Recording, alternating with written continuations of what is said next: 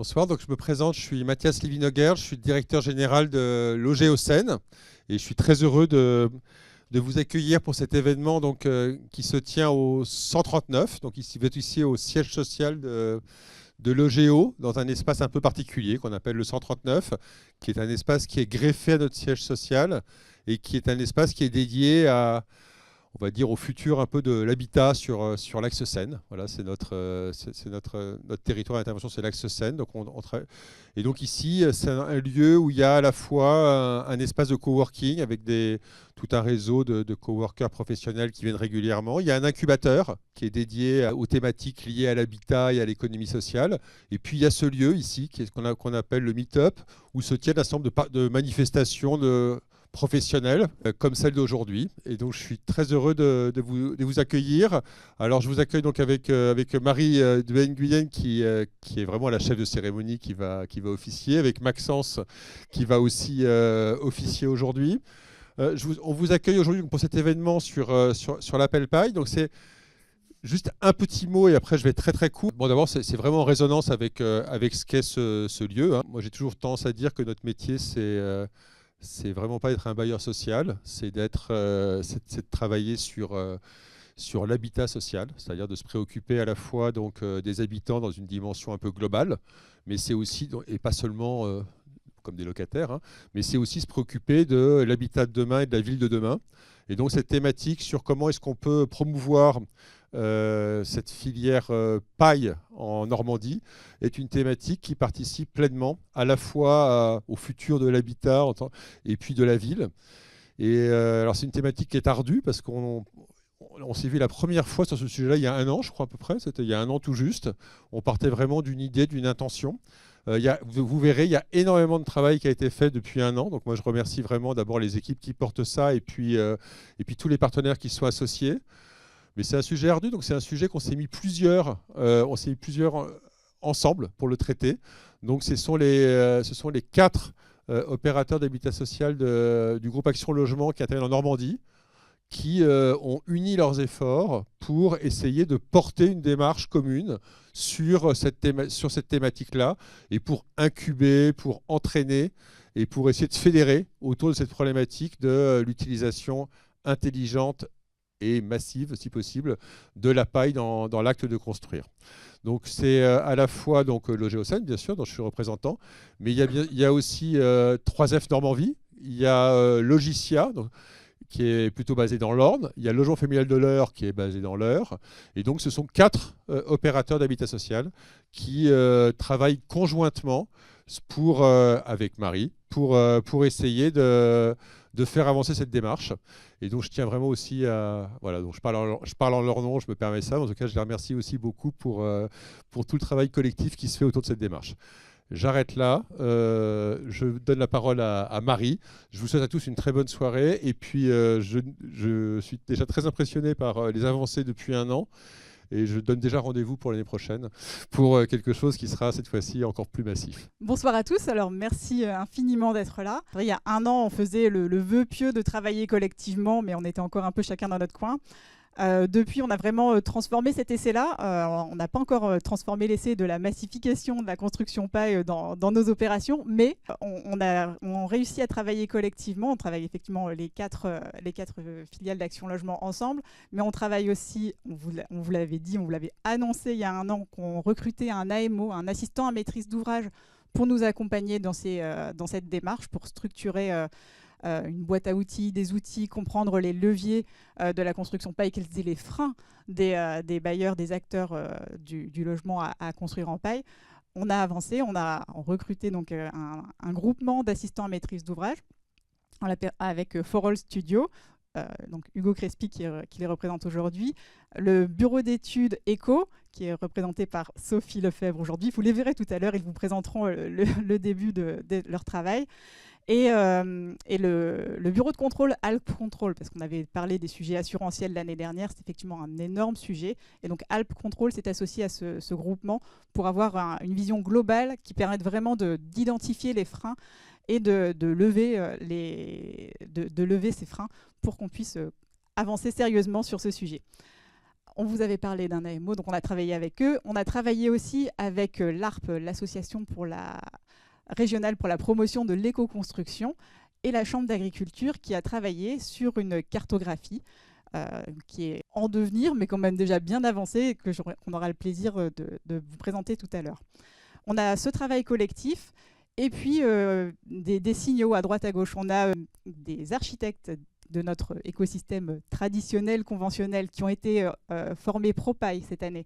On a des membres des maîtrises d'ouvrage qui sont allés faire une formation d'une journée sur la paille au mois de juin, avec un AMO extrêmement persuasif, je dois le dire, qui a convaincu plus d'un de travailler avec la paille et donc de passer des commandes, de travailler sérieusement sur le sujet. Le travail de conviction, de persuasion, d'essaimage, on est en train d'avancer sérieusement sur le sujet et c'est pas fini. On a encore pas mal d'idées dans notre besace pour avancer sérieusement sur le sujet et continuer à emmener l'ensemble des bailleurs, parce que c'est ça qu'on espère, c'est emmener un maximum de bailleurs dans la démarche, parce que j'ai déjà dit tout à l'heure, c'est plus on sera nombreux à jouer avec ce matériau, à avoir envie de jouer, à percevoir le potentiel de ce matériau, plus on pourra structurer une filière, structurer des commandes et encourager les acteurs à se mobiliser.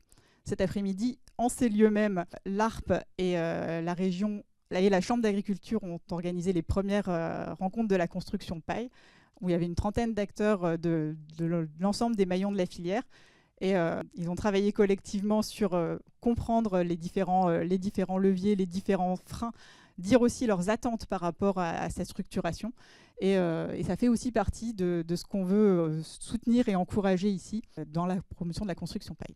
Donc sans plus tarder, je vous propose d'accueillir Roxane Chardot de l'ARP et Isabelle Guettem de la Chambre, que je ne vois plus, de la Chambre d'agriculture, qui est là, pour nous présenter leur travail sur la cartographie. Alors mesdames, est-ce que vous pouvez nous parler un petit peu de ce projet, de cette commande qu'on vous a passée collectivement? Vous pouvez nous rappeler à quoi ça sert une cartographie et le travail que vous avez pu faire. Bonsoir. Ouais, c'est bon. Bonsoir, donc Chardot Roxane, je suis animatrice réseau au sein de l'ARP Normandie.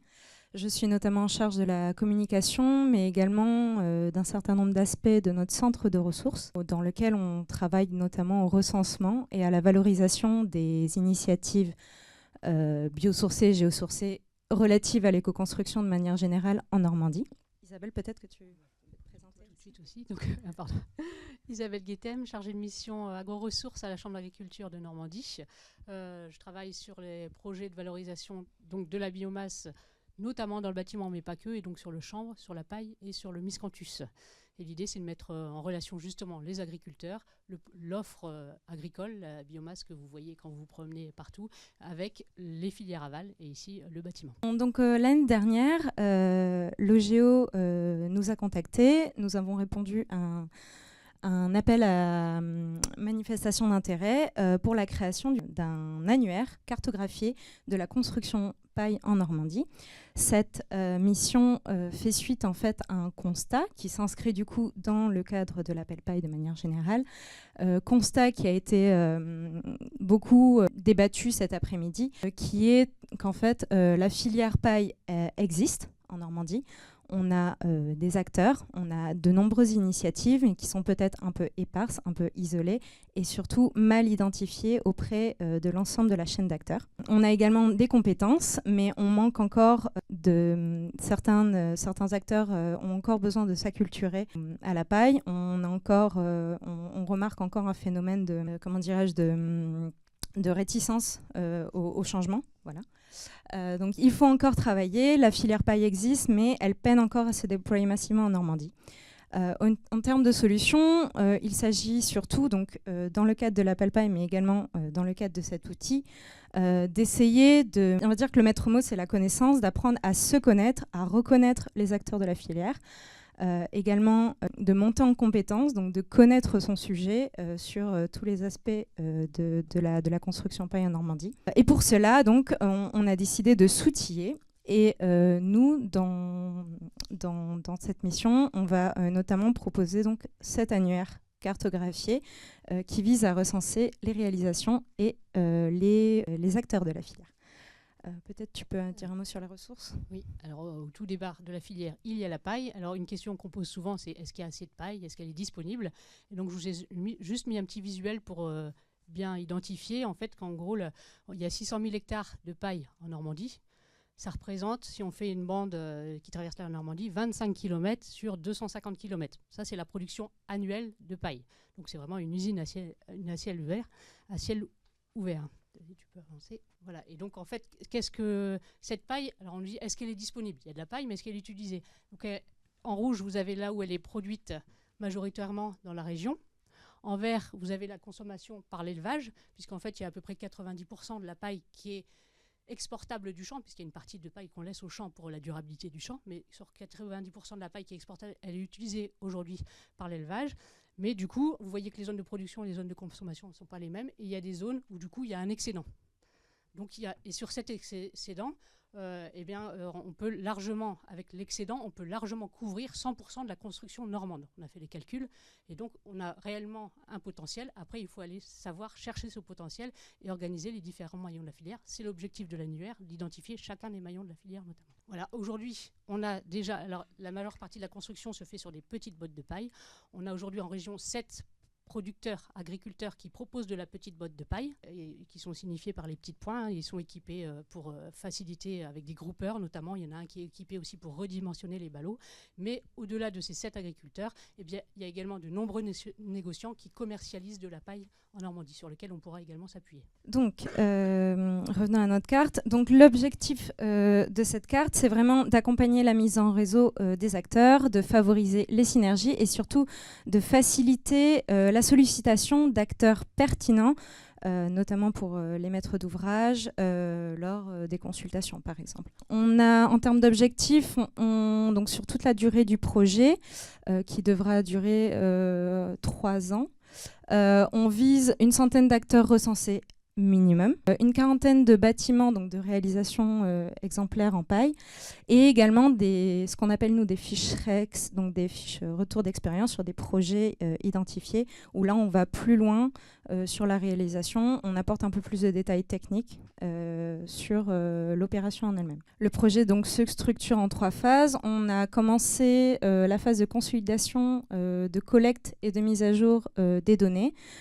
à l'échelle régionale, mais également à l'échelle nationale en partenariat avec le RFCP.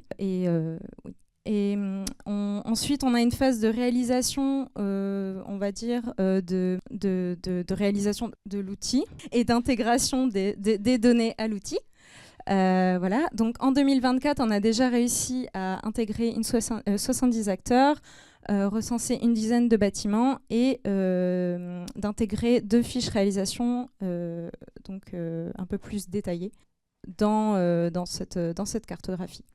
En 2025, on va encore continuer de peaufiner un peu tous ces détails-là. Normalement, la cartographie finale devrait sortir, je ne veux pas trop m'avancer, mais au moins en printemps, normalement, elle devrait être prête. Elle est déjà bien avancée.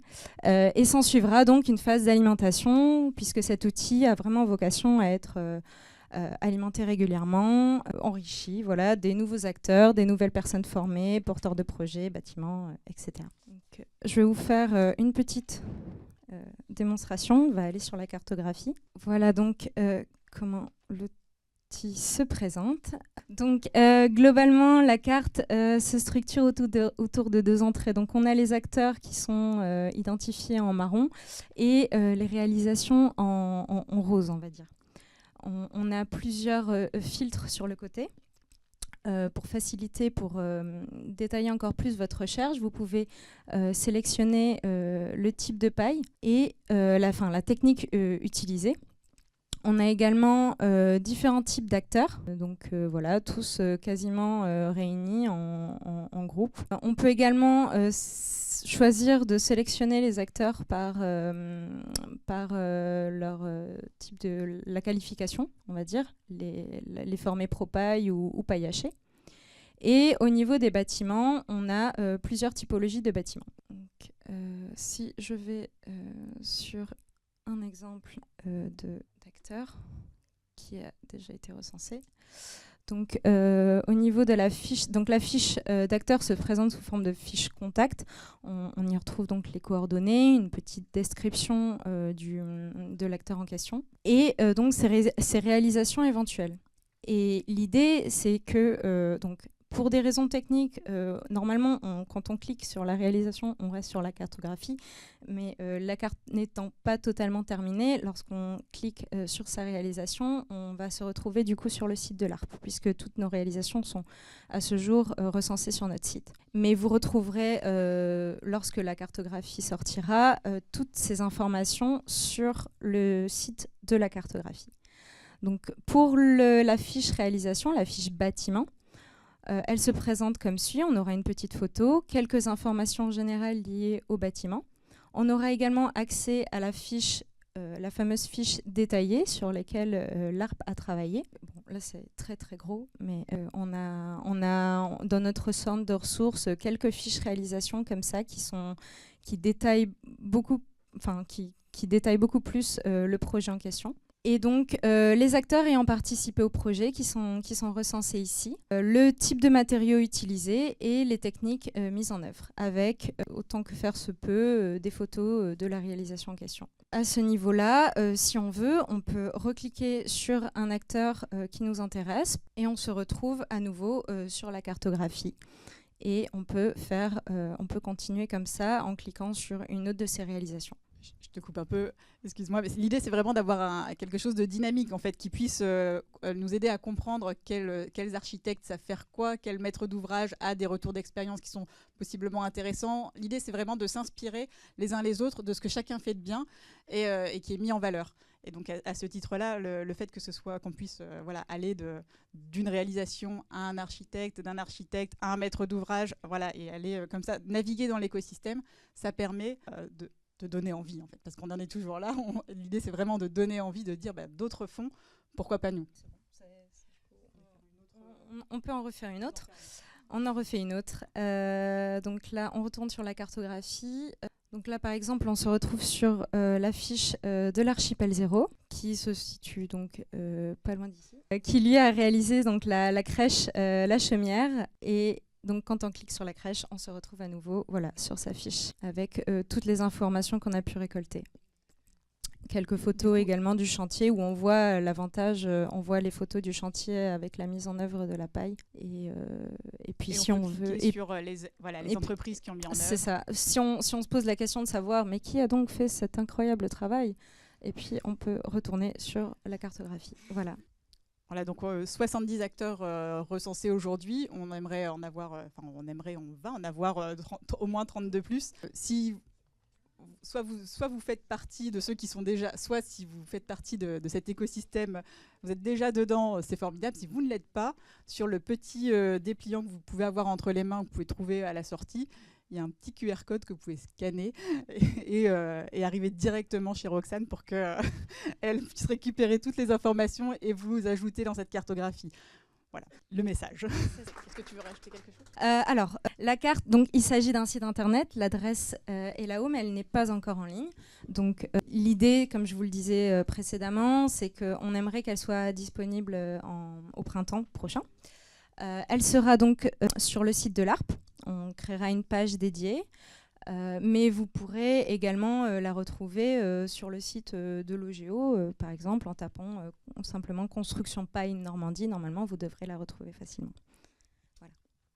L'idée, c'est qu'on puisse la mettre à disposition, effectivement, sur l'ensemble des sites, les sites des bailleurs, l'ensemble des personnes qui voudront la communiquer, la mettre à disposition.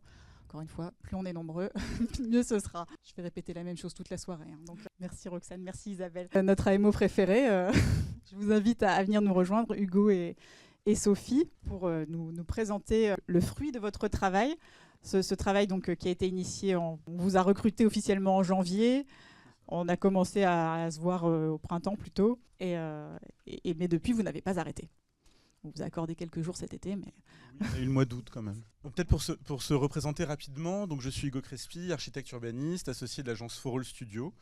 On travaille exclusivement sur les questions de construction frugale, donc de matériaux biosourcés, la paille bien évidemment, ventilation naturelle, confort d'été passif et ces différents sujets.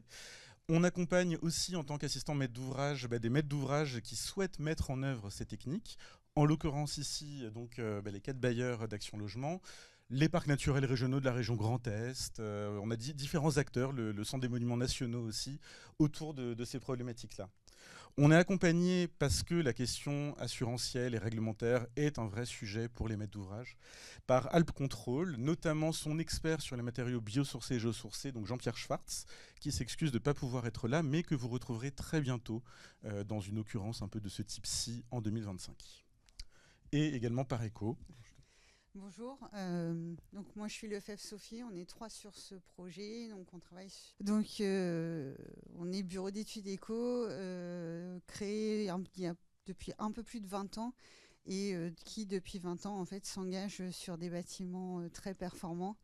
L'idée c'est de proposer une ingénierie pour des bâtiments engagés, réemploi, biosourcés, paille, et plein d'autres sujets, comme évoqué par Hugo. Donc pour présenter rapidement donc, le travail qu'on a fait, et très rapidement, parce qu'il y a une table ronde qui vous attend après. Donc notre mission a commencé par essayer de comprendre quelles étaient les interrogations de ces maîtres d'ouvrage-là, en l'occurrence. Donc on a fait un petit sondage pour essayer de comprendre quels étaient, selon vous, les freins, les craintes. Donc ce sondage que vous n'arrivez pas à lire, vu où vous êtes assis, mais dont je vais vous résumer un petit peu les grandes lignes. Les qualités perçues de la paille déjà. Donc selon vous, et quand je dis vous, c'est environ 25 personnes réparties dans les 4 structures, donc dans tous les départements de la région Normandie, avec des échelles de projets différentes, etc. Mais malgré tout, donc les atouts de la paille, d'abord ses qualités environnementales pour beaucoup d'entre vous, ses qualités thermiques, ses qualités territoriales. Donc qualité territoriale, c'est la disponibilité locale de la ressource, le fait de pouvoir activer une filière locale. Donc tout ça pour vous, ça fait partie des qualités intrinsèques aux matériaux. Et ses qualités de mise en œuvre, alors là pour le coup il n'y a pas grand monde qui en parle, et c'est peut-être aussi la raison pour laquelle on est là, c'est aussi pour pouvoir vous dire non mais c'est intéressant à mettre en œuvre.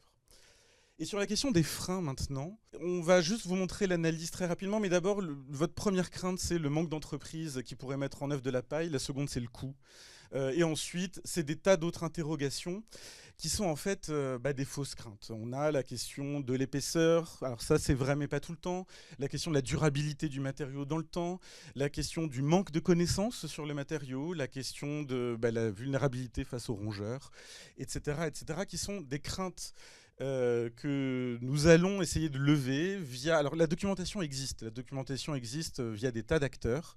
Notre mission va être de créer une boîte à outils qui pourra être utilisable par tout un chacun, maître d'ouvrage, maître d'œuvre, accompagnant de maîtres d'œuvre qui ne sont pas formés pro-paille aussi dans les équipes, entreprises également, pour vous permettre de naviguer dans l'ensemble des textes qui existent, et dans une perspective également de vulgarisation et de pédagogie pour vous permettre d'appréhender cette question-là. Donc il y a des fausses craintes qu'on va essayer de lever via ce travail-là de fiches. Et puis, il y a des craintes qui sont quand même un peu à justifier a priori et qu'on va aussi essayer de creuser. Cette question du manque d'entreprise, l'ARP et la Chambre d'agriculture en ont parlé. Et c'est donc leur axe de recherche, c'est de vous montrer qu'il existe un écosystème sur la paille aujourd'hui en Normandie qui n'attend que d'être sollicité sur vos nombreux projets. Et cette question du coût, qu'il s'agit de mieux comprendre dans le coût global d'une opération, de mieux comprendre aussi dans le coût de la vie du bâtiment, et qu'il s'agit aussi d'optimiser en choisissant peut-être en fonction de vos types de projets, en fonction de vos configurations, la structure qui est la plus intéressante avec ces matériaux de façade et ces matériaux de revêtement intérieur qui sont les plus pertinents, les configurations spatiales aussi qui se prêtent mieux à la paille pour pouvoir optimiser les coûts dans un objectif que j'entendais tout à l'heure, qui est celui de massifier. Vous avez vu, la ressource existe, donc il faut pouvoir la mobiliser. Et pour ça, essayer de réduire les coûts le plus possible, dans le respect du confort des habitants bien sûr et du projet architectural. La question sur l'anticipation, la perception des locataires, beaucoup de personnes disent bien si une pédagogie est faite. Donc pour vous aussi, maître d'ouvrage, la question de faire de la pédagogie auprès de vos locataires, auprès des équipes qui vont entretenir les bâtiments, c'est aussi un point essentiel que nous allons aussi traiter via cette boîte à outils.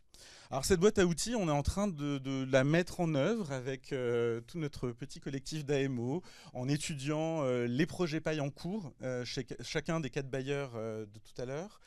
en mettant aussi en application nos propres retours d'expérience en tant que maître d'œuvre, ceux de nos confrères que vous verrez bientôt. Oui, alors, tout ça pourquoi ? Pour vous aider dans vos méthodes de travail. On a évoqué, Roxane tout à l'heure a évoqué la question d'une certaine réticence au changement.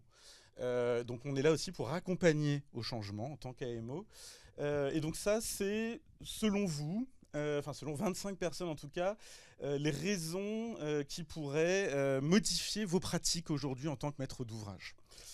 Alors, on a identifié en fait 4 axes. Grosso modo, vous estimez que travailler sur la paille va nécessiter de faire évoluer votre réseau d'acteurs et de partenaires, de faire évoluer la manière dont vos marchés sont faits, de faire évoluer la manière dont on réfléchit le coût d'une opération et de faire évoluer la manière dont est organisé le projet. Sur ce dernier point, du coup, on travaille sur un outil. Alors, je vais vous le montrer très rapidement parce qu'il est vraiment encore en cours. Il est beaucoup plus en cours et en devenir que la cartographie de l'ARP. Voilà, ça ressemble à ça. Ça, qu'est-ce que c'est ? Je vais zoomer dedans. Ça, qu'est-ce que c'est ? Eh ben, c'est l'ensemble des questions qu'il faut se poser successivement sur un projet qui met en œuvre de la paille. Ça, c'est un parcours de projet où petit à petit, on se pose la question, est-ce que mon dernier plancher accessible est inférieur à 8 mètres ? Oui, ah tiens, je vais lire cette fiche-là. Et ensuite, j'ai des conditions de chantier complexes. Ah tiens, je peux avoir ça, ça, ça et ça. Et ainsi de suite. Ainsi de suite, vous allez du coup avoir des pistes qui vont s'ouvrir sur la mise en œuvre, des mises en œuvre plus ou moins faciles, plus ou moins complexes, et avec, je pense que vous l'avez peut-être tous vu, mais peut-être pas au dernier rang, des petits euros qui clignotent et qui se baladent, des petits euros verts, des petits euros orange, parce que y a des parcours qui sont plus ou moins intéressants en fonction des configurations dans lesquelles on est. Et donc ça, c'est le travail qu'on mène avec ECHO, d'analyser finement, à partir des retours d'entreprise, les solutions qui sont peut-être les plus pertinentes.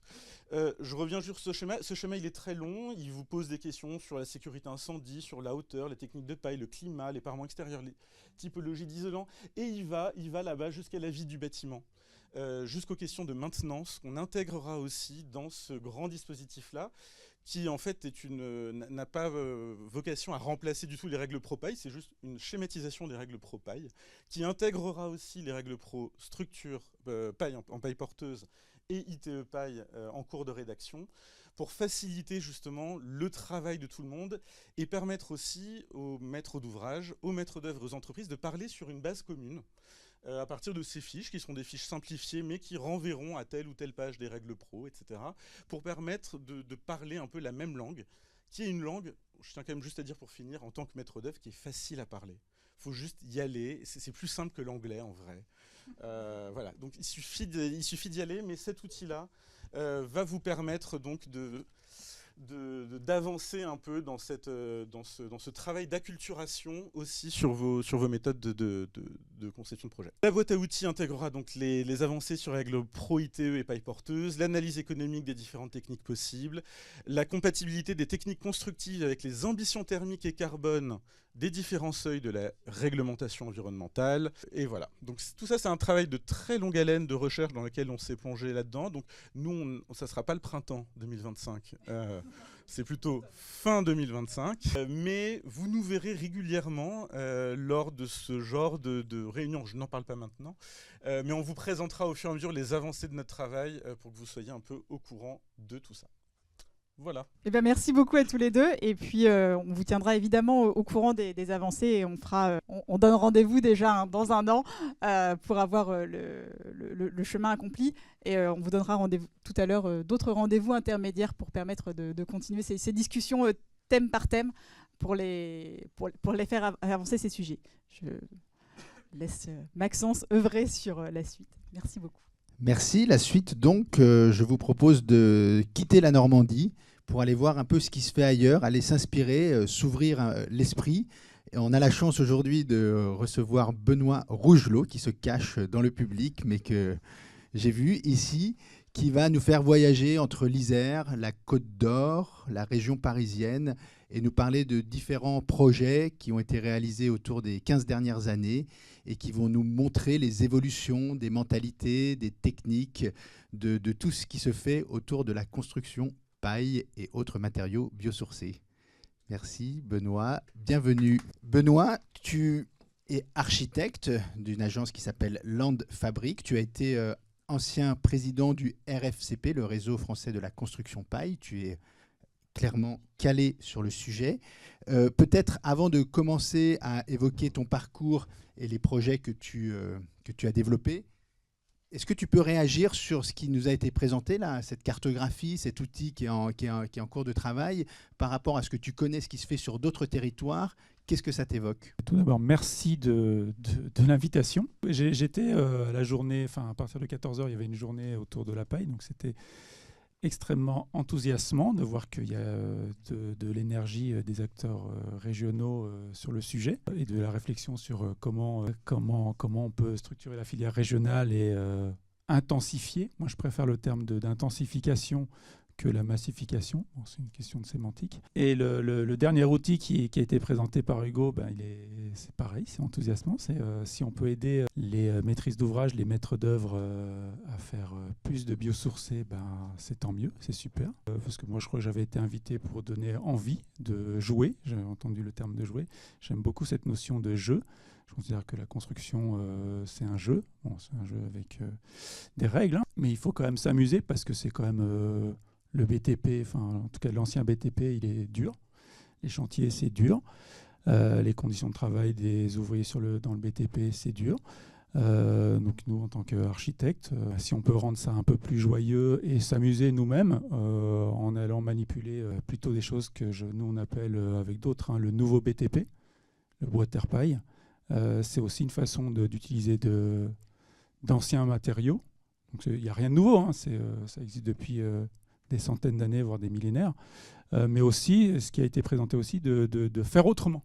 C'est-à-dire construire autrement, réfléchir autrement, concevoir autrement, avoir des relations différentes avec les maîtrises d'ouvrage, les bureaux de contrôle. Donc, tout ça a déjà été défriché, donc c'est facile. Moi, j'arrive en fin de soirée, vous êtes fatigué, et je vais juste montrer des projets que moi je trouve drôles. J'espère que vous allez aussi les trouver drôles et inspirants. Mais en tout cas, c'est aussi de changer la façon de faire dans le monde de la construction qui est aujourd'hui très carboné, aussi relativement toxique. Il y a du burn-out, il y a des ouvriers qui ne peuvent pas prendre leur retraite parce qu'ils sont cassés, parce qu'ils ont porté des sacs de 25 kilos de ciment. Voilà, c'est une réalité. Et j'espère qu'avec le nouveau BTP, on arrive à créer de la joie et à embarquer des gens. Et il y a beaucoup de reconversions, par exemple, sur les questions de paille et de terre crue, des gens qui faisaient tout à fait autre chose et qui se sont dit à un moment, mais en fait, ce que je fais a un sens. J'ai rencontré je ne sais pas quoi, une construction en paille, je vais me mettre à la construction en paille ou faire des enduits terre. Ça a l'air super chouette et il s'éclate. Alors avant de voyager et de découvrir les différents projets, tu l'as dit, c'est d'abord un jeu qui a des règles qui sont compliquées, qui ne sont pas évidentes. Donc on va peut-être commencer par ça pour après se détendre. Est-ce que à travers ce schéma, tu peux nous donner les règles du jeu de la construction paille? Alors en France, on a cette question de l'assurabilité, la décennale. Ça n'existe pas forcément dans d'autres pays européens ou mondiaux qui ont un autre système d'assurabilité. En Suisse, il n'y a pas de décennale, donc ils sont responsables entièrement. C'est-à-dire qu'ils ne se reportent pas leur responsabilité à une caisse d'assurance, mais s'il y a du désordre, les concepteurs et les artisans sont responsables et viennent réparer à leurs frais. Ce qui est aussi une autre façon de penser et qui déresponsabilise quelque part en France. C'est-à-dire qu'on dit « je paye la décennale, je suis assuré, je peux faire n'importe quoi ».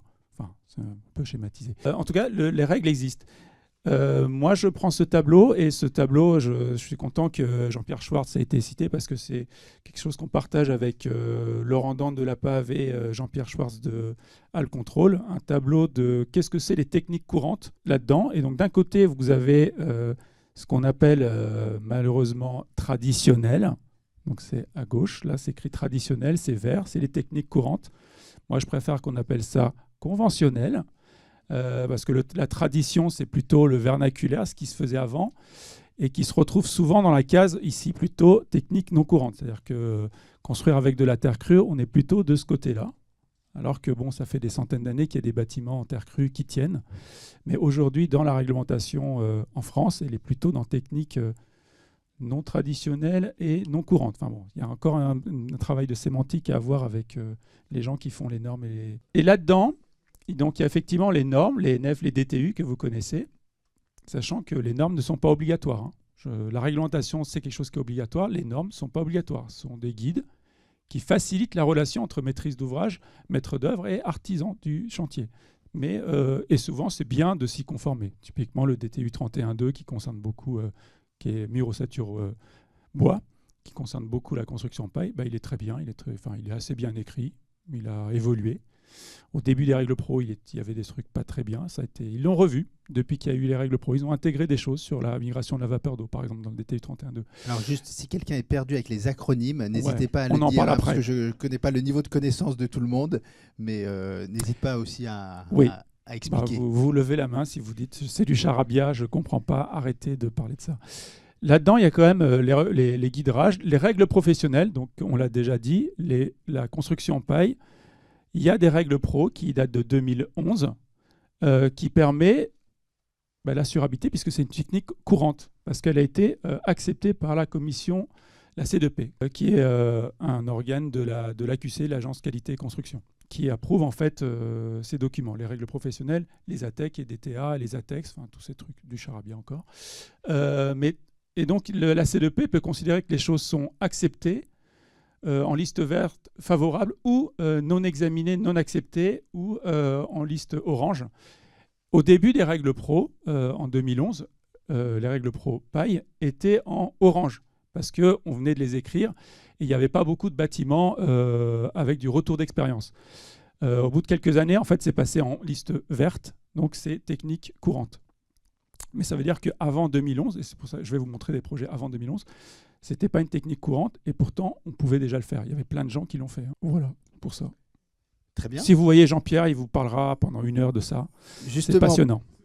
Faisons un petit retour en arrière, 15 ans en arrière, en 2009, avant les règles pro, avant 2011, à Bourgoin-Jallieu, en Isère, où a été construite la maison des jardiniers hors règles pro, un peu. Est-ce que c'était comment ça s'est passé le chantier? Est-ce que c'était un chantier un peu pirate? Comment tu as réussi à trouver des entreprises qui ont accepté de te suivre là-dedans? Comment ça s'est passé? Est-ce que tu peux nous en dire un peu plus sur ce projet, cette maison des jardiniers? Alors pirate, si on est moi je me suis de Saint-Malo, donc je suis plutôt corsaire que pirate. Corsair, il y a un côté un peu, c'est un peu plus, il y a le roi qui, bon, il fait un peu c'est un peu de les pirates quand même. Non, ça c'est notre premier projet. On est une micro agence d'architecture et de paysage. C'est notre premier projet, première commande publique, marché public, où ils voulaient pour les éco-jardiniers à Bourgoin-Jallieu une cabane. En gros, sa commande c'était ça. Et nous, en recherchant, on s'est dit c'est notre premier projet. Peut-être qu'on n'en fera qu'un dans l'agence, parce qu'après on va, je sais pas, on va le faire bien. Et à l'époque, on a cherché sur Internet, il y avait des blogs, c'est une génération qui connaît les blogs, ça n'existe plus aujourd'hui. Il y avait des gens qui avaient écrit des trucs, il y avait peut-être un vague bouquin sur la construction paille, enfin bon, il y avait des gens qui se réunissaient tous les ans, qui s'appelaient les compagnons, et qui parlaient de construction paille. Il n'y avait effectivement pas les règles pro. Et on a dit, ça a l'air intéressant en termes d'empreinte carbone. Le R2020 n'était pas encore à la mode. Hein. Et on a dit, on va faire ça. Et on est allé rencontrer, moi j'ai appelé les 10 pailleux qui avaient leur numéro de téléphone sur Internet. Internet existait encore déjà en 2009. Hein. Bon, on a mis de la phytoépuration aussi, des toilettes sèches, un poêle à bois. Enfin bon, on a dit, on va faire tout le mieux qu'on peut, avec un budget qui était extrêmement serré, parce qu'au début, ils voulaient acheter une cabane de jardin chez Leroy Merlin, la poser, et puis trouver un archi qui ferait le permis. Donc c'était un peu des batailles de discussion sur la construction paille. Et j'avoue que sur ce projet, on a passé plus de temps à justifier les toilettes sèches que de faire de la paille. Après, il se trouve qu'il y avait un bureau de contrôle jeune et moi j'avais rencontré son chef qui était à Paris, qui s'intéressait lui aussi à la construction en paille. Et en discutant avec le bureau de contrôle, le jeune qui c'était son premier chantier, j'imagine aussi, je lui ai dit, j'ai vu Marc Sasso aux rencontres de la paille à Marseille. Il est super OK pour la construction en paille. Il dit, c'est un cercueil à 3 places. C'est un caisson avec des bottes de paille dedans. Moi, ça me va, c'est OK. Et lui m'a dit, si mon chef à Paris dit que c'est OK, moi je dis c'est OK. J'étais même allé voir la MAF. Il m'avait dit, oui, l'isolant, ça ne nous concerne pas. c'est pas notre problème, il y a une ossature bois, ça va tenir. Donc j'ai dit ok, super. Parallèlement à ça, il y avait les règles pro qui s'écrivaient. Donc on va dire que 2 ans après, ça a été homologué, ça va bien. Donc j'ai passé la décennale sur ce projet. Est-ce qu'elle est encore debout? Elle est encore debout. J'y suis retourné avec des stagiaires en 2018, il me semble. Enfin, c'était l'été, il y avait une grosse canicule. Enfin, on est allé les jours de la canicule, on n'a pas fait exprès, hein. Et quand on a ouvert la porte, on est rentré dedans. Les stagiaires ont dit mais il y a une clim quelque part là, parce qu'il faisait super frais dedans. 2011, la Propaille arrive, on part en Côte d'Or, au centre équestre, où là, justement, on voit arriver un bureau de contrôle qui vient certifier le chantier, donc en l'occurrence un centre équestre. Ouais, donc ça c'est un concours qu'on gagne en 2011, donc évidemment on met de la botte de paille parce que centre équestre, il y a de la paille, ça paraît logique en Côte d'Or pour un lycée agricole où il y a des cours d'éco-construction. Donc ça c'est l'image du centre équestre avec celle d'avant, il y a eu un chantier participatif, donc c'est les secondes en éco-construction du lycée qui ont participé au chantier enduitaire. Ça a un petit peu dérapé. Il y a eu des trucs pires sur les enduits. Mais bon, l'avantage de l'enduit, c'est qu'un coup de taloche et puis on refait et tout va bien. Effectivement, là, l'image d'avant, on avait un des rapports du bureau de contrôle. Donc souvent, quand on est architecte, on se dit « Ouh là là, le bureau de contrôle va passer et il va cocher des trucs et puis ça va pas aller ». Et là, on était assez surpris parce qu'on lui avait pas parlé des règles pro. On les appliquait avant que ça existe. On les a évidemment achetées. Hein. On les a bien lus. Mais ça nous confortait dans ce qu'on avait déjà fait. Et on voit apparaître ça dans un rapport. Ouais. Et donc, il est allé mesurer l'humidité de la botte de paille. Donc là, on a à 18,1 à cœur. Tout va bien. Et donc, il écrit, tout va bien, c'est règles pro. Et là, on se dit, oulala, maintenant, si même les bureaux de contrôle, ils nous valident des trucs, c'est un peu trop facile. Intellectuellement, on se dit, qu'est-ce qu'on pourrait se faire comme petit défi?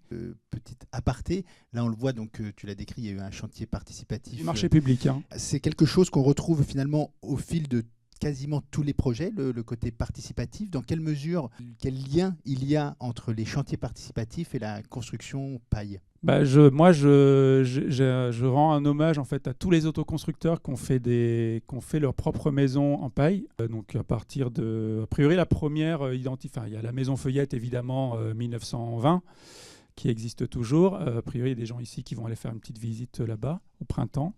Donc qui tient toujours, qui est le Centre national de la construction paille, donc qui a été racheté par le réseau il y a une dizaine d'années. Qui tient toujours debout. Là, il y a une fenêtre de vérité, la botte de paille, elle est la même que celle qui sort du champ. C'est-à-dire qu'elle a 100 ans, elle n'a pas bougé, ni en termes d'humidité, ni en termes de compression, ni en termes de couleur ou de moisissure. Et il y a énormément, et moi j'ai cru comprendre qu'en fait, pendant la période du Larzac, il y a une première maison qui est devenue la maison de José Bové, a été faite en paille au moment de l'occupation. Donc j'ai l'impression que c'est un peu le renouveau de la construction en paille dans les années 70 en France. Et plein d'autoconstructeurs l'ont fait en se disant mais en fait c'est génial cette botte de paille qu'on empile et qu'on met juste un enduit, qu'on gratte de la terre, on fait de l'enduit et on fait des maisons. Donc ils ont fait ça j'imagine, fortement hors la loi, voire peut-être même sans permis. Enfin bon, et c'était ensemble d'autoconstructeurs qui ont construit les règles pro. Évidemment, il y avait quelques architectes pionniers qui ont fait aussi des bâtiments privés, publics, des petits à l'époque, qui ont porté les règles pro, des ingénieurs qui sont intéressés au sujet. Luc Foissac, qui venait de l'aérospatiale, qui s'est dit tiens, je vais faire un truc, j'ai fait ma maison en paille, je vais écrire les règles pro pour que ça soit plus facile pour les autres de le faire. Donc énorme hommage. Et effectivement, ça va très bien avec la construction en paille. Et je trouve que faire dans des bâtiments d'enseignement comme ça, où on va leur montrer que c'est possible, c'est facile et c'est joyeux. En tout cas, j'ai l'impression qu'ils s'y plaisent. Enfin, en tout cas, ils ont pris beaucoup de plaisir. En fait, ils ont passé une journée donc c'est des cours d'éco-construction. Donc le matin, ils ont eu un cours de thermique par le pailleux du chantier, qui aussi s'y connaît en thermique. Puisque dans les pro-pailles, il y a aussi un aspect physique du bâtiment et notion de perspirance, tout un tas de choses qu'on n'enseigne pas assez dans les écoles d'archi et d'ingénieurs. Ça commence à venir. Donc oui, évidemment. Et après, moi, dans la sélection que je vous montre, là, je vous montre que les trucs qui sont plutôt en technique non courante, exprès. On a fait des bâtiments règles pro, technique courante, facile, avec des caissons, préfa. Je ne vous les montre pas parce que pour moi, ça n'a aucun intérêt. C'est facile et tout le monde peut le faire. Donc là, j'essaye je vous montre des trucs qui sont un peu à la limite En tout cas, on le verra au fil des projets. Là, on est sur plutôt un petit chantier, mais même sur les derniers sur lesquels tu travailles, il y a toujours du chantier participatif, en tout cas souvent, et alors qu'on est sur des plus grosses opérations. Mais partons, avant d'y arriver, en 2014, donc à Fontaine, dans les jardins de Maurice, que tu décris comme étant le plus petit ERP en marché public, en botte porteuse et en chantier participatif, si je ne dis pas de bêtises. C'est exactement ça. Oui, parce qu'à une époque, en donc 2014, c'est 2011, il y a les règles pro, le centre équestre où le bureau de contrôle dit j'ai mesuré l'humidité, tout va bien. Donc on dit qu'est-ce qu'on peut faire qui soit un peu plus drôle. Donc voilà, il y a la mairie de Fontaine à côté de Grenoble avait besoin de faire des cabanes pour les jardiniers. Et un toilette sèche chic, on aime bien. Donc on va faire et puis ils voulaient du chantier participatif. C'était des éco-jardiniers avec tout un jardin. Il n'y a pas de photo, mais tout un jardin plutôt en permaculture. On a refait c'était un sol, un terrain, une friche toute trempée. Donc on a un peu fait des lasagnes, de l'assainissement. Et chantier participatif, toilette sèche, on se dit on va faire de la paille porteuse parce que c'est pas dans les règles. Et puis il y a un bureau de contrôle, il y a un marché public. Donc il faut que si on veut développer, et il y avait d'autres bâtiments en paille porteuse qui existaient. On n'est pas les premiers à avoir fait ça. Et il y avait même un autre projet de 2RP, une petite cabane par un confrère grenoblois, Vincent Régassi, qui avait déjà fait ça. Donc on se dit, mais là, on voulait qu'il y ait un bureau de contrôle qui donne un avis sur un truc qui est un peu hors du commun. Et je sais qu'à l'époque, il y avait commencé à avoir des gros projets en paille aussi. Donc on se rencontrait dans les rencontres nationales de la paille. Il y avait qui faisait le plus haut, qui faisait le plus gros, le plus large, le plus de bottes, le plus de fenêtres, le truc. Et nous, on s'est dit, non, on va faire le plus petit ERP du monde. C'est un toilette sèche. Et après, moi, j'avais des petites diapos. J'avais fait une conférence sur ce sujet spécifique pendant des rencontres. Et il y avait même un petit chenapan qui disait, en fait, c'est totalement idiot parce qu'il y a plus de vide il y a plus de murs que de vide. Évidemment, une toilette sèche aux normes PMR. Et c'était totalement débile si on remet la photo parce qu'en fait, la toiture n'est pas isolée. Donc, il n'y a aucun rôle isolant. C'était juste pour dire il y a un bureau de contrôle. Et aujourd'hui, ce bureau de contrôle, je travaille régulièrement avec lui. Et c'est dans son CV. Il dit, moi, j'ai fait ça et j'ai donné un avis sur de la paille porteuse en chantier participatif, en marché public. Et ça s'est bien passé. 2018, on est à Brangue sur un espace novateur en milieu rural. C'est un espace multi-activités dans lequel on retrouve qu'il y a une école, une école maternelle, un local de jardinier, une bibliothèque, une ludothèque, c'est bien ça. Donc là, ça prend de l'ampleur. On sort du toilette sèche pour un ERP plus conséquent. Est-ce que tu peux nous décrire ce projet et quelles ont été les innovations mises en œuvre? Le contexte, c'est que c'est une mairie dans le Nord-Isère. Il n'y a que des bâtiments pisés dans ce village. Il y a une AVAP, donc il y a des choses qui sont classées. Il y a une ABF qui donne son avis, et c'est très bien. Là, derrière, on voit des bâtiments pisés. C'est typique du Nord-Isère. Là, c'est du pisé. Donc, on se dit territoire. Et l'appel d'offres, c'est pareil. Là, c'est en gros, ils voulaient une cabane pour les jardiniers. C'est ça l'appel d'offres initial. Et au fur et à mesure qu'on a avancé dans le projet, ils ont dit tiens, on a en fait besoin de refaire l'école, donc on a refait l'école. On pourrait mettre une médiathèque parce qu'en fait la médiathèque actuellement elle est à côté de l'église, c'était un container. Donc le projet aussi a pris de l'ampleur auprès de la mairie et de discuter du pisé. Donc le pisé, c'est, vous voyez ce que c'est ou pas du tout? Vous êtes plutôt Torchy, Bauges. Le pisé, c'est plutôt en Isère, c'est de la terre compactée qu'on pise, qu'on foule. Donc le pisoir, c'est le fouloir, c'est un espèce de gros... pour ceux qui connaissent la paille, c'est comme un persuadeur. Vous voyez un persuadeur? Vous avez tous manipulé un persuadeur. La moitié des gens, je pense qu'on manipule. Et pour ceux qui ne connaissent pas? Un persuadeur, c'est un espèce de grosse masse en bois qui sert à persuader la botte de rentrer dans l'ossature. Plutôt que de le faire au genou, et si vous faites au genou, vous marquez votre botte et ça fait un trou. Et après, quand vous faites un enduit, il y a un trou dans l'enduit. Donc c'est plus plat qu'un genou et ça fait moins mal au genou aussi, ça gratte moins. Et donc on se dit là il y a un potentiel pour faire du pisé et nous ça fait depuis le projet le premier projet on devait faire du pisé mais ça coûtait trop cher pour le petit budget qu'ils avaient pour la petite cabane de jardin. Donc on se dit chic on va pouvoir faire du pisé. Alors le pisé il n'y a pas de règles professionnelles donc et même à l'époque le guide des bonnes pratiques n'existait pas. Donc on n'avait pas grand-chose sur le pisé, d'un terme réglementaire, normatif. Il y avait plein de gens qui avaient expérimenté. Il y avait l'association Terra, qui est l'équivalent de HARP, mais pour le pisé en Rhône-Alpes, qui existait, et qui se réunissaient pour écrire les guides des bonnes pratiques. D'ailleurs, HARP, pendant ce temps-là, écrivait le guide des bonnes pratiques du torchis. Vous êtes au courant qu'il y a un guide des bonnes pratiques torchis porté par HARP, qui est un document très intéressant et qui permet de faire des choses qui dans les règles de l'art, qui a un niveau qui est en dessous des règles professionnelles, mais on peut s'appuyer dessus pour faire les choses bien. Donc, c'était en cours d'écriture. Donc, évidemment, ayant ce projet avec une certaine... Et le maire était ravi de faire du pisé. Enfin, ça lui paraissait tout à fait logique. Je me suis intéressé au groupe de travail du pisé. Donc, j'ai participé aux réunions d'écriture. Et donc, j'ai appris plein de trucs sur le pisé, parce que avant, je n'y connaissais rien. Et je dirais que pour les règles pro de la paille, c'est pareil, puisqu'il y a toujours des révisions en cours. Et d'avoir participé, puisque tu le disais, j'ai fait partie du RFCP, d'y avoir participé aux réunions et rencontrer parce que c'est aussi un lieu où on arrive à rencontrer des artisans, des ingénieurs, d'autres architectes, des maîtrises d'ouvrage, pas beaucoup de maîtrises d'ouvrage, des bureaux de contrôle. On apprend énormément. Et du coup, je me suis dit, voilà, on va faire du pisé. Ça va être un peu compliqué d'un point de vue bureau de contrôle. Bon, on va peut-être en conseiller un qui est pas mal. Celui qu'on a vu avant, là, qui faisait de la paille porteuse, il s'intéresse aussi à la paille. Il est dans le groupe d'écriture des règles pro. Il était dans le groupe de travail des guides des bonnes pratiques. Et là, l'idée, c'est aussi de dire, pour revenir sur la paille, parce que le sujet, c'est la paille. Bon, la paille et la terre, ça va toujours bien ensemble. C'est qu'ici, là, je m'appuie sur des murs ossature bois préfabriqués, paille, donc tout à fait dans les règles pro, avec un enduit terre à l'intérieur. Donc, comme tu l'as dit, c'est une école. L'enduit terre, il passe facile dans un village où il n'y a que des bâtiments en terre. Parce que dans d'autres cas, on dit oui, mais l'enduit terre, est-ce que ça va tenir? Est-ce que si les enfants font des trous? Vous rigolez, mais ça arrive. Il y a plein de bâtiments. Il y a des super bâtiments en paille à Rosny-sous-Bois. Vous avez entendu parler de ça? Ouais. Et ben, ils ont quand même eu le cas d'enfants qui, avec leur stylo, faisaient des trous dans l'enduit terre parce que c'est rigolo.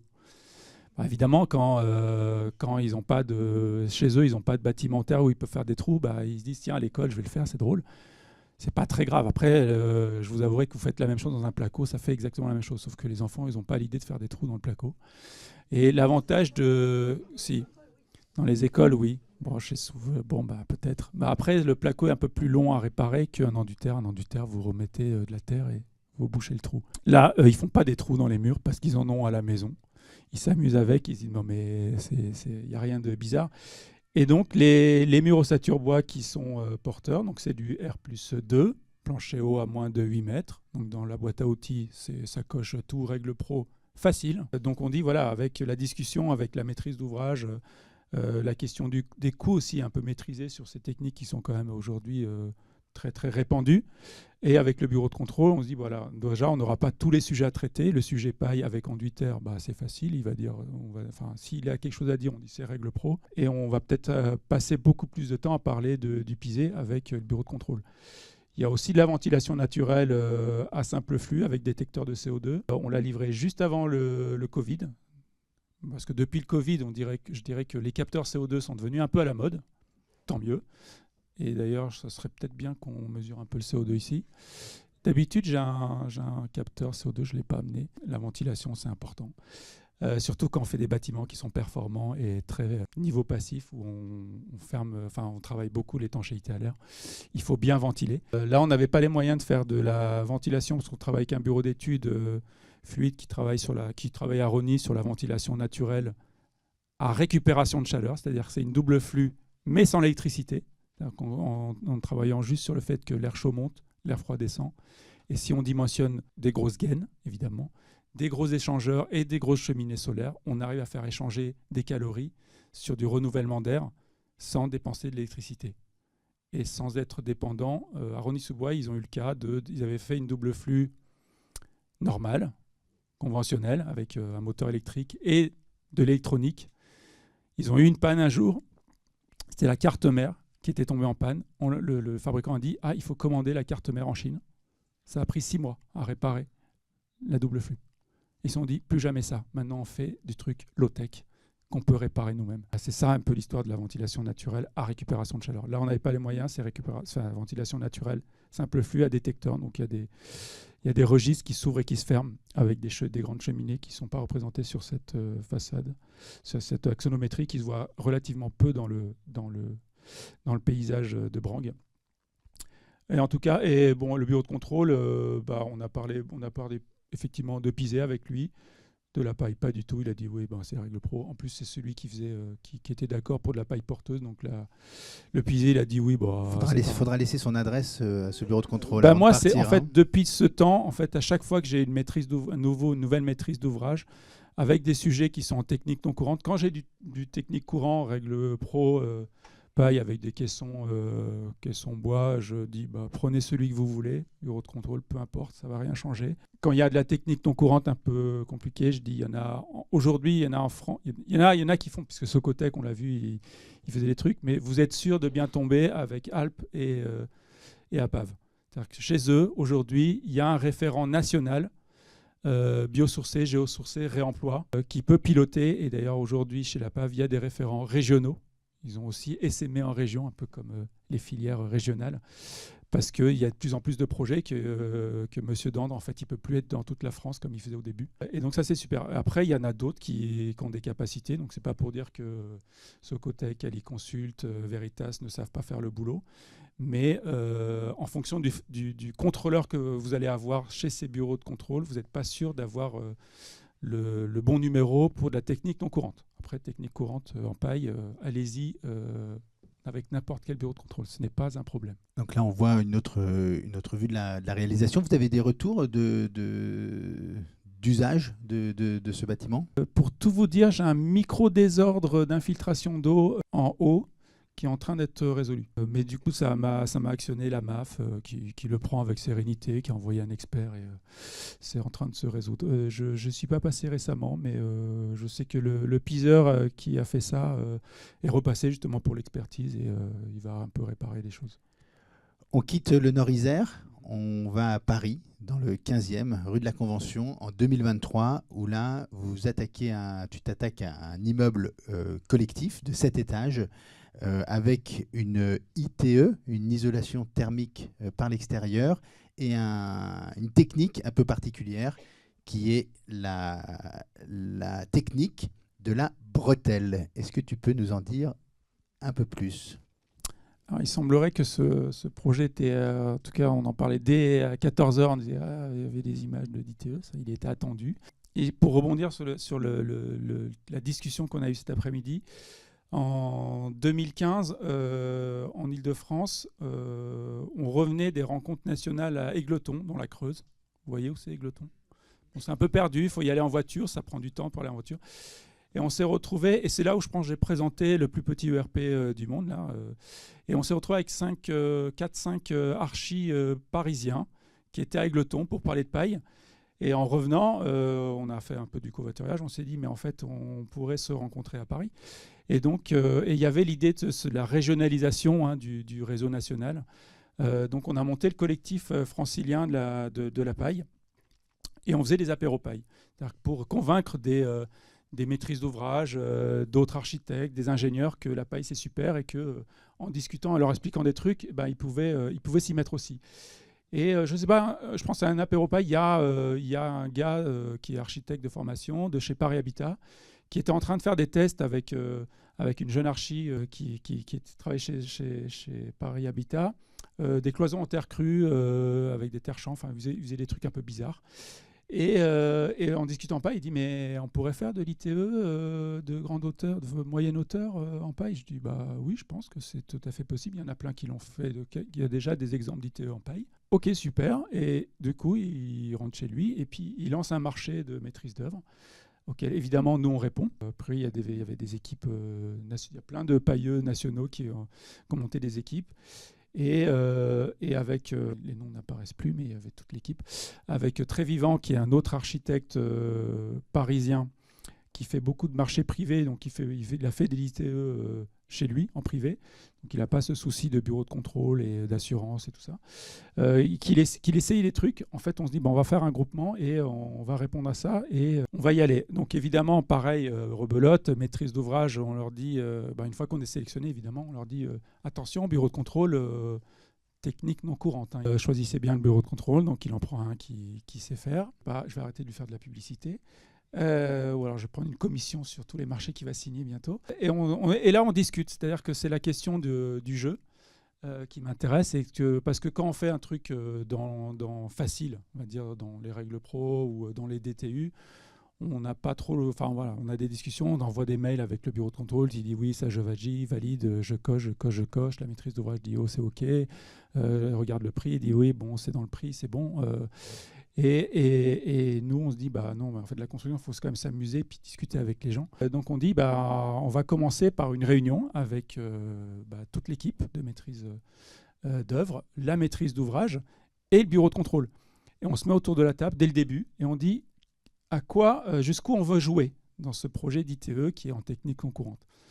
Du coup, mon confrère architecte Volker Ehrlich, qui est un peu fou, qui fait plutôt du marché privé, lui il dit la paille par friction, parce qu'au début on dit on va mettre des ossatures bois, donc des trucs comme ça, des espèces qu'on appelle des épines, pour revenir à quelque chose qui ressemblerait aux règles pro, c'est-à-dire qu'une ossature bois verticale, dans lequel les bottes de paille sont juste insérées au persuadeur en force, et après il y a un enduit qui vient dessus, donc c'est une interprétation pour moi des règles professionnelles, sauf qu'au lieu d'avoir un caisson derrière d'ossature bois, vous avez un mur en moellon de 50 cm, donc qui est encore plus solide que juste un bout d'OSB.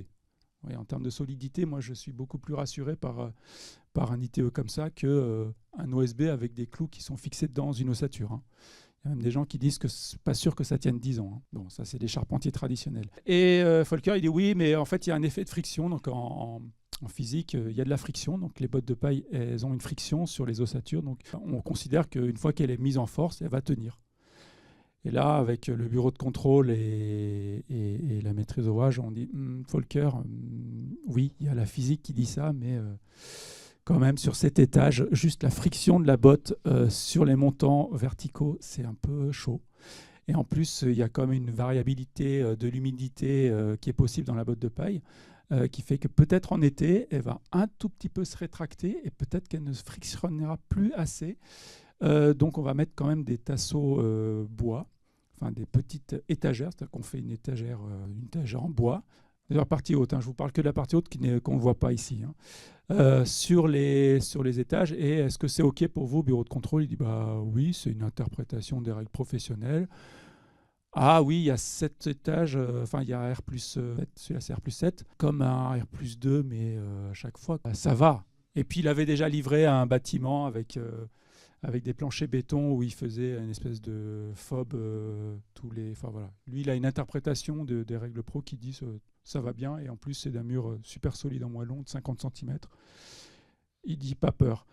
On dit bon, ok, si le bureau de contrôle il n'a pas peur pour les épines, vu que la maîtrise d'ouvrage voulait aussi un chantier démonstrateur, exemplaire dans le sens je fais exemple pour que d'autres bailleurs sociaux puissent s'en emparer, que d'autres projets de Paris Habitat puissent être faits en ITE, parce que c'est l'avenir, la rénovation. Moi, je pense aussi qu'il faut arrêter de construire, plutôt réhabiliter les bâtiments, parce qu'on a un parc, parce qu'à chaque fois qu'on construit, évidemment qu'il y a plein de programmes chouettes à construire, mais des fois, c'est construire sur des terres agricoles, et ça, c'est pas très, très drôle. Voilà, on a une fibre, on a un paysagiste dans l'agence, donc à chaque fois qu'on prend des terres agricoles, il nous regarde avec des yeux comme ça en disant mais ça va pas. Je sais plus, il y a les chiffres de je sais pas combien de l'équivalent d'un département tous les 7 ans, je crois, c'est ça qui est urbanisé en France. Enfin, c'est désastreux. Et on dit bon bureau de contrôle, vous voulez jouer, vous êtes d'accord pour la partie épine, et on va vous mettre de la bretelle. C'est-à-dire qu'on va dire que le bois, c'est bien, c'est une ressource renouvelable, mais ça met 100 ans à pousser. La paille, c'est 1 année. Et on a vu aussi, moi je suis allé voir une forêt avec de la coupe, même pas rase, de la coupe mécanisée avec un engin de la mort, là. Il nous avait montré le plus petit, c'est déjà affreux. Enfin, en 5 secondes, vous avez un arbre qui est abattu et découpé en morceaux. alors que c'est quand même du vivant. Ça fait réfléchir sur la construction bois, donc il faut construire en bois, évidemment, mais si on peut utiliser le moins de bois possible, moi je suis plus content. Donc on dit on va enlever le bois et on va faire épine. Donc je veux bien qu'on remette l'axonométrie. Donc on a un tout petit peu de bois, enfin une lisse basse, une lisse haute, qui ne porte pas les bottes, hein, en l'occurrence, qui gère juste à régler les niveaux. Et après, on fixe des petites ficelles, donc les mêmes ficelles où, en l'occurrence, on a mis des sangles polypropylène, donc du plastique, c'est pas bien, mais ça représente 0,01% de la masse de la botte de paille, donc c'est vraiment, en termes d'empreinte carbone, c'est quand même peanuts. Et directement fixées, en fait, sur les murs. Donc, il y a une journaliste qui a appelé ça sac à dos aussi. Donc avec des sangles. Et en fait, ça s'appelle bretelle parce que Volker, qui est le co-responsable de cette œuvre, il porte des bretelles. Donc moi, j'ai trouvé assez juste de lui rendre hommage en appelant ça bretelle et que du coup, des gens l'appellent technique bretelle. Je trouve ça super chouette. Donc quand vous le verrez un jour avec ces bretelles, vous vous dites « Ah, il y a une connexion entre la bretelle de Volker et l'ITE bretelle. » Et en plus, on se dit, et tout ça en discutant avec le bureau de contrôle, évidemment, hein, on ne fait pas ça dans son dos. Et on lui dit, on voudrait aussi faire un chantier participatif, évidemment. Et donc ça, c'est Volker. Ce jour-là, il n'y a pas de bretelle. Bon, je crois que c'était au mois d'août, c'était août post-Covid, canicule. Il faisait très chaud, donc je pense qu'il a enlevé les bretelles pour le coup. Il a mis un Bermuda. Et du coup, on a profité pour faire ce chantier. C'est un chantier école, parce qu'on a besoin aussi de former des gens. C'était un peu le sujet de cet après-midi. On sait qu'il y a plein d'architectes, plein d'ingénieurs qui sortent de l'école, qui sont un peu désemparés de ce qu'ils n'ont pas appris. Et du coup, on se dit, on va former des gens sur le chantier. Donc ça, c'est une session. Donc le matin, on faisait de la théorie. Donc on expliquait, c'était un peu une propaille improvisée sur un amphithéâtre en botte de paille. Évidemment, on avait les ressources qu'on mettait après en œuvre. Et donc directement fixé sur les murs, Édouard Vermès aussi, un grand pailleux. Les deux on est tous les trois d'ailleurs aujourd'hui enseignants en école d'architecture et on est en train d'introduire, moi j'ai réussi à l'introduire à la Villette. Donc il y a une propaille pour les étudiants, gratuite pour les étudiants. Il n'y a que 15 places, malheureusement. J'ai rempli les 15 places en une journée. C'est-à-dire que les étudiants en archi, ils ont conscience des enjeux environnementaux, ils ont envie de se former, ils le font. Donc, s'il y a des maîtrises d'ouvrage, n'ayez pas peur de la prochaine génération d'architectes. Ils sont conscients des enjeux et ils vont être formés. Il le fait à Val-de-Seine et Édouard à Belleville. Donc, il y a des écoles parisiennes où on introduit la paille en interne. La technique de la bretelle, est-ce qu'on la retrouve à Sarcelles dans le travail que vous avez fait sur l'atelier des décors de la Comédie Française? Absolument pas. Donc là, on passe en 2022. Comédie Française, ils font des décors. Vous voyez la Comédie Française, Palais Royal. Troupe qui existe depuis l'époque de Molière. Je crois qu'il y a c'est Molière qui a dessiné là. Donc ça existe depuis Molière, hein, la Comédie Française. Ils font des décors avec des ateliers à Sarcelles. C'est fantastique cet endroit, rien que pour y être allé, c'était intéressant de répondre à l'appel d'offres. Donc ils lancent un appel d'offres, ils ont une boîte à chaussures en structure métallique des années 70, optimisée, comme disent les ingénieurs structure ou économistes, on en a parlé ce midi. C'était optimisé dans les années 70, donc on ne peut pas rajouter un seul pet de charge dessus. Et le cahier des charges, c'est on veut quand même avoir du confort d'hiver et d'été. Débrouillez-vous, architecte. Donc on monte une équipe d'ITE paille, et la paille était suggérée parce qu'ils avaient un bon AMO qui avait dit isoler en paille, c'est une bonne idée. Du coup, voilà, il y a tout un travail de calculatoire, de dire quel est l'état existant de la charpente. Donc il y a eu un petit peu un diagnostic métallique de la charpente d'existence qui nous a dit sur la toiture, là, c'est des toits terrasses étanchés, on ne peut rajouter que 36 kg par mètre carré, c'est-à-dire les neiges et vents, Île-de-France. Moi j'ai un mauvais réflexe de pailleux, 36 kg par mètre carré. Qu'est-ce que j'entends qu'est-ce que ça vous dit, 36 kg par mètre carré à part neige? Une botte de paille, de 36 cm à 100 kg mètre cube. C'est chouette, on va pouvoir poser des bottes de paille directement sur la toiture étanchée et on va refaire une toiture la plus légère possible, en bac acier, en bois, oui, parce que l'idée c'est de faire en biosourcé, donc on refait et c'est aussi un peu un pied de nez à la construction métallique, c'est qu'on fait une super structure.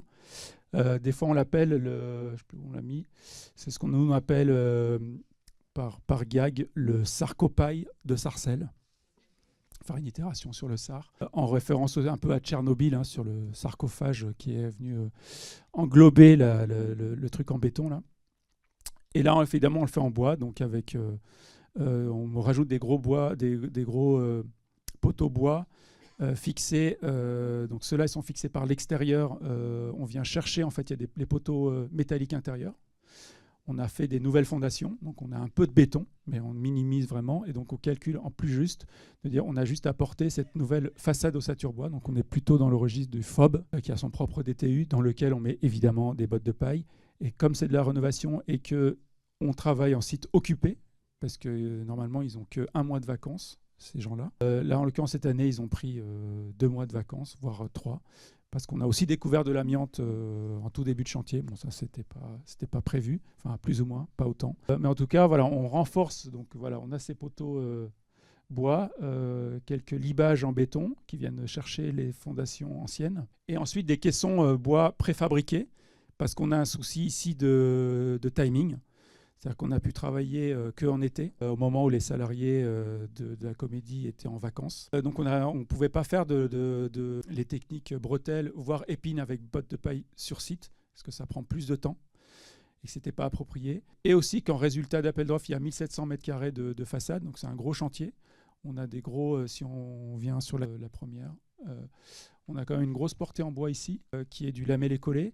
Et pour le coup, il y a très peu d'entreprises franciliennes qui ont répondu. Il y en a une dans le Morvan qui était en train de se monter qui venait de livrer un ITE un peu similaire sur une salle des fêtes dans leur coin et qui a dit nous, on a une capacité à préfabriquer tout en atelier, on a une traçabilité bois du Morvan, donc c'est évidemment pas du bois francilien, qui est plutôt du feuillu, mais bon, ça sera un autre sujet, la question de quelles ressources on peut utiliser.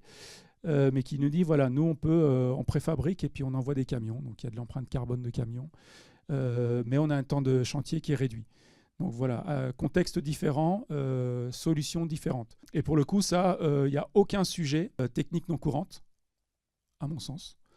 Même si c'est de l'ITE, moi, je considère que ça rentre dans la famille des façades ossature bois, qui ont leur propre DTU, dans lequel on met juste de la paille en isolant.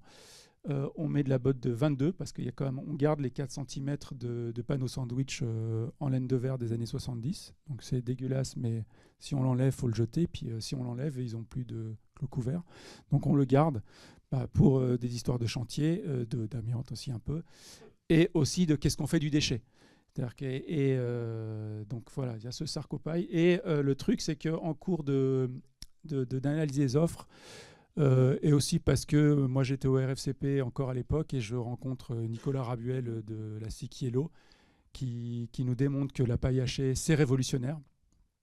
Après moi je suis assez mettre ça dans des caissons, je trouve pas ça que ça soit, enfin si c'est peut-être révolutionnaire, mais ça va enlever de l'intensité sociale sur les chantiers, donc de la main d'œuvre.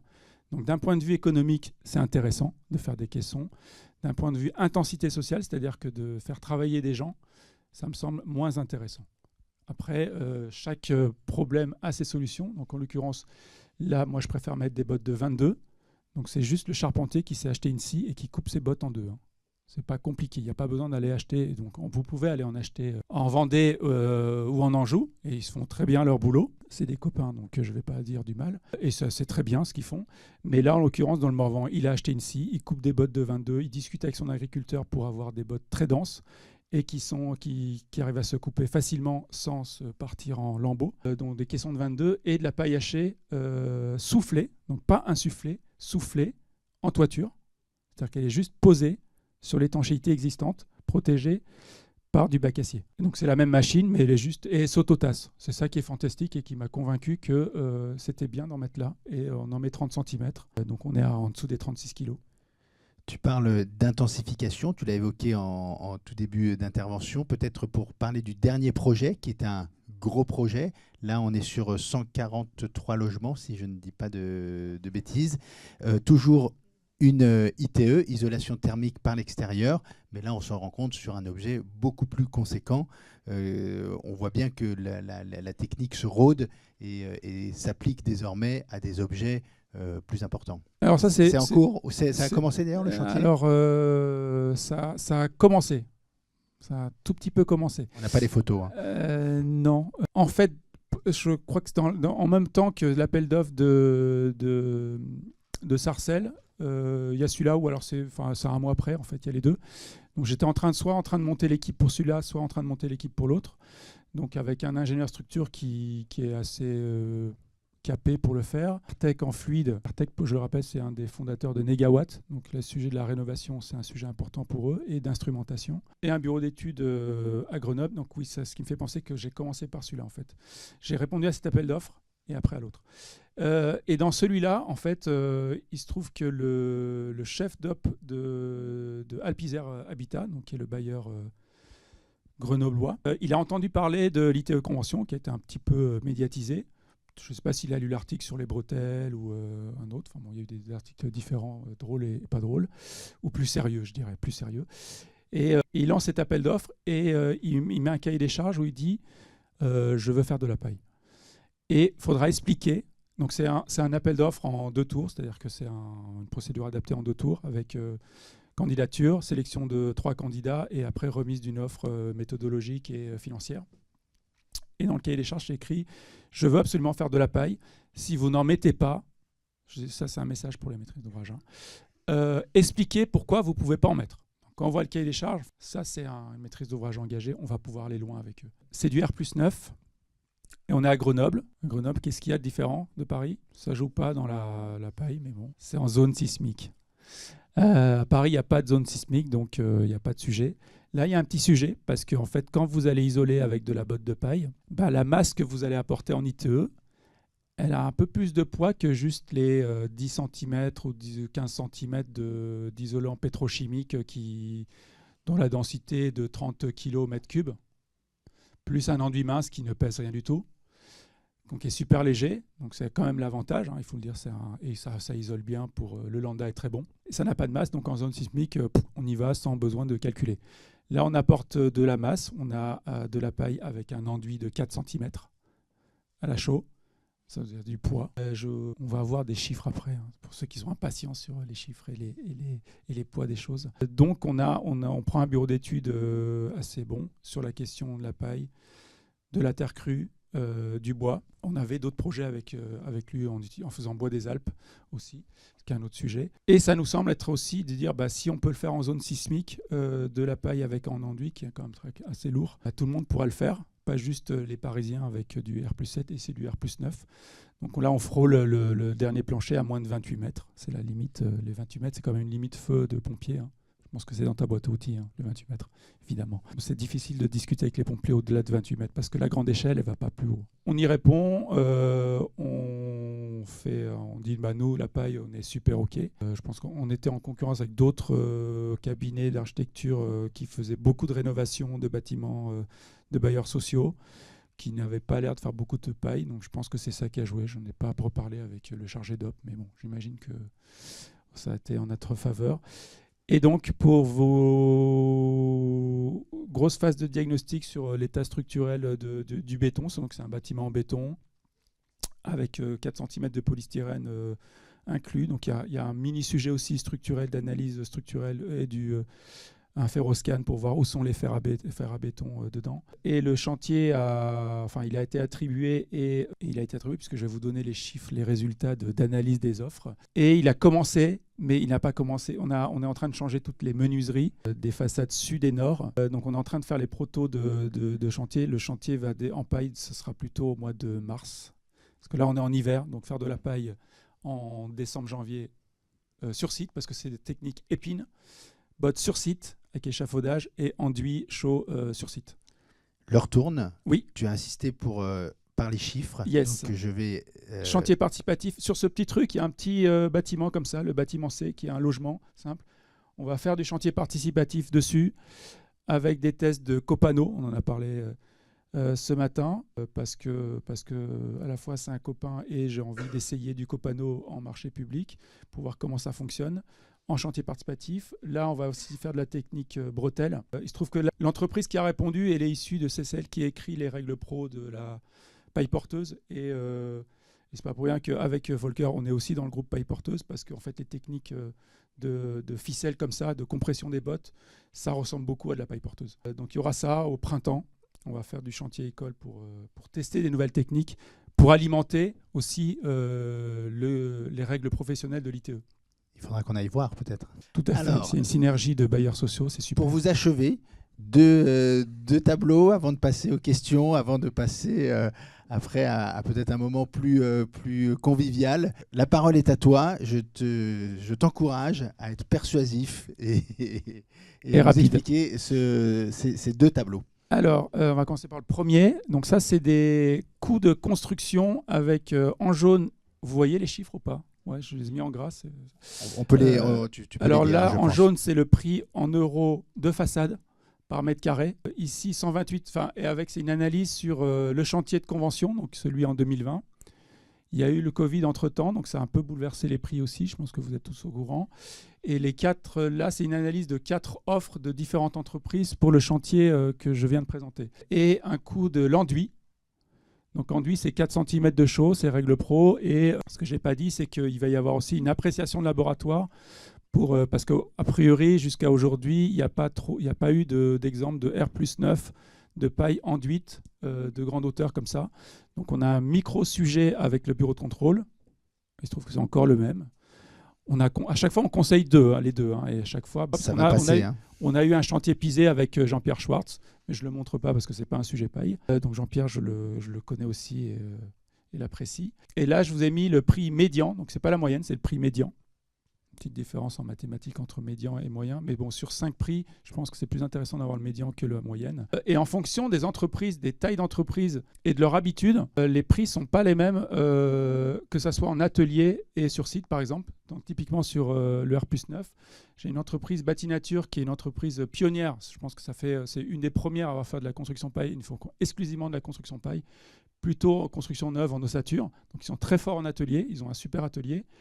Eux, ils ont fait une variante en atelier, c'est-à-dire qu'ils venaient apporter des préfats qui venaient fixer directement sur la façade. Ils arrivent à 72 € le mètre carré de paille mis en œuvre, avec un prix enduit 200, parce qu'ils travaillent avec un enduseur qui a aussi un historique qui est cher. Ce qui fait un 272 au total, donc voilà, ça compense. Donc, dans la moyenne, c'est à peu près tous équivalents. Et par contre, si on lui demande de faire sur site, et il faut il est plutôt du côté de Valence par rapport à Grenoble, et ça l'embête de venir à Grenoble parce qu'il y a l'entrée d'autoroute et tout ça. Donc il chiffre 250 € l'enduit et 150 la paille sur site. Ça ne l'intéresse pas. Écosystème qui a eu le marché, eux, ils ont un modèle où ils sont quasiment sur site, faire leur atelier dans leur site, mais ils ont un petit atelier. Donc ils n'aiment pas faire de la construction hors site. D'ailleurs, ils ne l'ont pas varianté comme ça. Et ils arrivent à 244 avec 107 et 137 paille en paille de 22, enduit 137. Là, j'ai Pépite, donc ceux qui font. Donc j'ai pris les chiffres plutôt sur le bâtiment, le petit bâtiment, en double copano, donc 2 fois 11 cm, ça fait 22. Donc c'est équivalent en termes de lambda, de R, pardon. C'est sur site et ils font de l'encadrement de chantier participatif et c'est de petite surface, donc c'est plus cher, c'est 145 €. Je n'ai pas demandé, ils ont réalisé à Nîmes, où je pense qu'ils sont moins chers. Donc c'est aussi que la question du coût, en fait, elle est dépendante de la situation, du nombre de mètres carrés, évidemment, et de la structuration de l'entreprise, si elle veut faire du sur site ou du hors site. Donc il faut jouer avec ça, et l'optimisation, c'est de réfléchir quelle est la meilleure solution, ou de laisser ouvert des choses et dire, nous, on peut varianter. Là, en l'occurrence, le moins cher et le plus intéressant et qui correspondait à l'appréciation de laboratoire feu qu'on allait faire, c'était celle-là, 244, qui se trouvait être la moins chère. Et qui revient à peu près au prix de convention à Paris. Donc, autre contexte, le contexte parisien qui est un peu plus cher en termes de prix, mais avant Covid. Donc voilà, c'est aussi. Et là, j'ai un petit, mais je pense que ces diapos, vous les aurez. Il y a un petit comparatif de prix caisson bois paille 2024. Et c'est pareil, donc du coup, là, j'ai Écosystème, donc l'entreprise qui est la moins chère ici à 244. Si on leur demande de faire du caisson bois paille préfabriqué, c'est 2 fois le prix. Donc, ce n'est pas une question qu'est-ce qui coûte le plus cher, qu'est-ce qui coûte le moins cher, ça dépend de l'entreprise. C'est ça que je voulais montrer. Et là, c'est une petite analyse puisque j'ai sur ce bâtiment, on a des façades avec beaucoup de fenêtres sur lesquelles, quand on peut, on met de la laine de bois. Et quand ça ne passe pas la laine de bois parce qu'il y a trop de fenêtres et il y a trop de C+D à calculer, il y a trop de déflecteurs, mais on pourrait faire en paille, mais on aurait mis de la laine de roche qui protège, un déflecteur pour protéger. Donc on les a passés en construction, on en a très peu en plus sur les parties vitrées.